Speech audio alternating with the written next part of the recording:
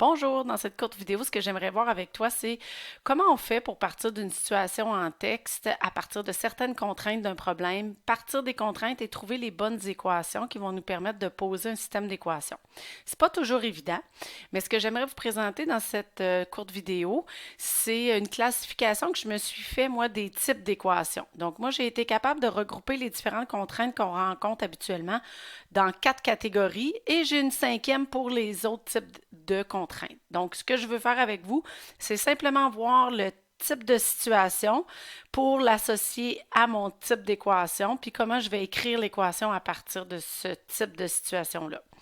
Donc, pour te présenter ici là, mes 4 catégories, je pars d'une situation très loufoque, l'idée que dans la ferme à Madame Couture, j'ai identifié que j'avais 2 inconnus. Donc, les nombres que je recherche ici, c'est X que j'ai associé à le nombre de poules dans la ferme de Madame Couture et le Y dans la situation pourrait représenter le nombre de vaches dans la ferme de Madame Couture. Bon, partons d'un exemple comme celui-ci. Donc là, je pourrais te donner différentes contraintes pour que tu sois capable, après ça, de trouver justement combien il y a de poules puis combien il y a de vaches dans ma ferme. Donc là, premier type d'équation que je pourrais te proposer, ou plutôt premier type de contrainte que je pourrais te dire, c'est que je pourrais te dire, OK, dans la ferme de Madame Couture, il y a 36 animaux. Donc là, je fais référence à l'ensemble que je cherche. Donc ici, on cherche des poules puis des vaches. Donc ma phrase fait référence à le tout. Qu'est-ce que je cherche? Donc, moi, j'appelle ça ici, c'est la somme des éléments recherchés. Donc, souvent, dans un problème, je vais dire, OK, je cherche telle affaire, telle affaire. En tout, j'ai ça. Donc, lorsque j'ai ce type de contrainte-là, moi, je la mets dans la catégorie la somme d'éléments recherchés. Et les équations vont toujours s'écrire de la même façon. Donc, puisque je recherche 2 éléments et mes 2 éléments sont représentés par mes contraintes X et Y, donc on veut la somme. Donc, on doit avoir l'addition entre mes 2 variables. Donc, X plus Y égale à la somme recherchée. Dans l'énoncé que je viens de te proposer, ben, X plus Y doit faire un total de 36 animaux en tout. Donc, souvent, on va utiliser ce type de contrainte-là. Donc, c'est la catégorie somme d'éléments recherchés. Deuxième catégorie, bien souvent aussi, je vais te parler d'une somme d'éléments, mais là, je vais parler d'une somme d'éléments convertis. Je t'explique. Si je te dis, dans la même situation avec les poules puis les vaches, je te dis cette fois-ci, dans la ferme de Madame Couture, on peut dénombrer 96 pattes parmi ces animaux. Donc là, on cherche un nombre d'animaux, mais là, la somme qui est donnée, c'est des pattes. Ah, ben là, il va falloir faire un ajustement. C'est pour ça que dans ma deuxième catégorie, je l'appelle la somme d'éléments convertis, c'est que c'est encore un total de quelque chose, mais pas le total exact de ce que je cherche. Donc là, ici, il va falloir que je fasse un petit ajustement à chacune de mes variables, puisque X représente le nombre de poules. Bien, moi, ce que j'ai au total, qui est 96, c'est pas des poules, c'est ses pattes. Donc, combien que la poule elle a de pattes? Bien, je dois l'ajuster ici. 2 pattes par poule. Donc, 2 fois X, ça va me donner le nombre de pattes pour les poules. Et les vaches en ont 4. Donc, 4 fois Y. Donc, c'est pour ça que je parle de, dans cette catégorie-là, c'est encore un total de quelque chose, mais c'est un total que je dois un petit peu convertir. Souvent, là, ça va être le type d'équation que ça va être des factures. Donc, j'ai acheté des poutines puis des liqueurs. Bien, combien la facture s'est élevée?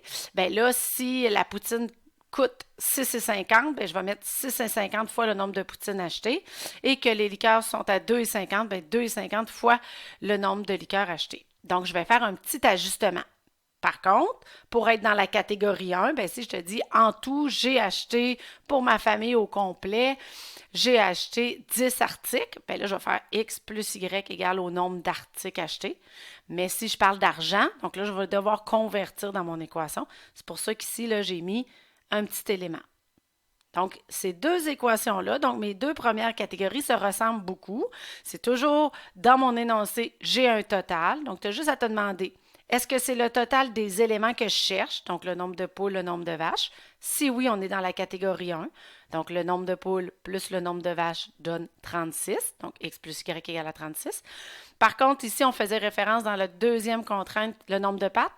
Bien là, ça va être 2 pattes par poule, donc 2 fois le nombre de poules, donc 2 fois X, plus 4 pattes par vache, 4 fois le nombre de vaches égale à mon total. Donc, ça, c'est mes deux premiers types d'équations. Prochain énoncé que je te propose, une contrainte qu'on voit souvent que vous aimez vraiment pas lire, c'est celle que j'appelle les fois plus. Exemple, dans la ferme de Madame Couture, il y a 2 fois plus de poules que de vaches. Ah, là, on vient tout mêler. On relit l'énoncé, il y a 2 fois plus de poules que de vaches. Donc là, y a-tu 2X ou y a 2Y? Vous vous posez tous cette question-là. Donc, moi, j'essaie toujours de faire ça quand même assez simple. Moi, je me dis, OK, il y en a un qui est le double de l'autre. Donc, moi, je relie ma contrainte. Dans la ferme de Madame Couture, il y a 2 fois plus de poules. Donc, il y a plus de poules. Les poules sont en plus grande quantité. Les poules, c'est X. Donc, X. Donc, le nombre qui va représenter le nombre de poules, le X, là, je le garde dans ma tête, je relis la phrase, ce nombre-là, il est plus grand que mon Y. Donc, souvent, je le mets plus bas, le Y. Donc, X se doit d'être plus grand qu'Y. Moi, mon intention ici, c'est de poser une égalité entre mes deux éléments. Donc, X égale pas Y. X est plus grand qu'Y. X est plus grand qu'Y. Donc, pour qu'il y ait une égalité entre les deux, X est plus grand qu'Y, c'est Y qui doit être modifié. Donc, X va être égal à 2 fois le Y. Comme je l'ai écrit ici. Donc, souvent, moi, je vais dire à mes élèves, je vais toujours leur dire, OK, lis ta phrase.